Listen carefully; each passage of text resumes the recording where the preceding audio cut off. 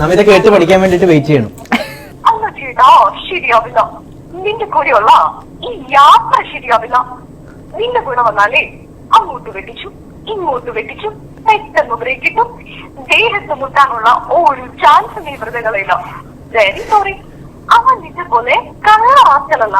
Hey it's very gentleman and my best friend you are my. ഞാനാണോ? അടിപൊളി. അടിപൊളി അടിപൊളി.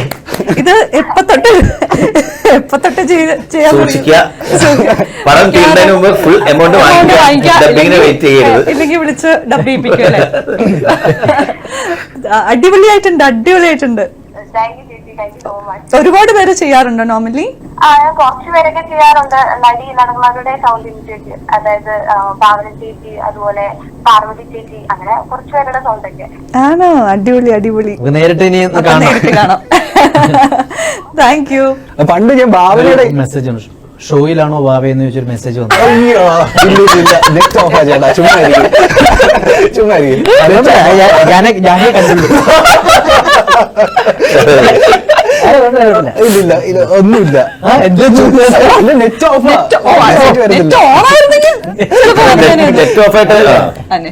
ആയിരുന്നില്ല. ഇല്ല നെറ്റ് ഓഫാ. ചേട്ടാ വന്ന് ഞാൻ ഭാവനയുടെ ഇന്റർവ്യൂലൊക്കെ കേട്ടിട്ടുണ്ട്. ഭാവനയൊക്കെ ലൊക്കേഷൻ ഇരിക്കുന്ന സമയത്ത് ഭാവനയൊക്കെ അനുകരിക്കുമായിരുന്നു ചേട്ടൻ. നമ്മൾ എപ്പോഴെങ്കിലും നമിതേനെ ഇമിറ്റേറ്റ് ചെയ്തിട്ടുണ്ടോ? ഇല്ല.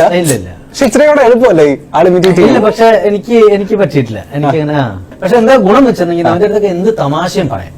പക്ഷെ മനസ്സിലാവില്ല. അതൊരു ഭയങ്കര ഗുണമാണ്. സോളോ ഇന്റർവ്യൂ ആയിരുന്നു. പക്ഷേ അതെന്ന് വെച്ചിട്ടുണ്ടെങ്കിൽ അതെല്ലാം ചിലവർക്ക് ഭയങ്കര ചിലപ്പോ ഫീൽ ചെയ്യും. പക്ഷെ അതൊന്നുമില്ല. എല്ലാം അതിന്റെ നമ്മളെ പിന്നെ വ്യക്തമായിട്ട് അറിയാലോ. സെൻസ് ഇല്ലാത്തത് കുഴപ്പമില്ല.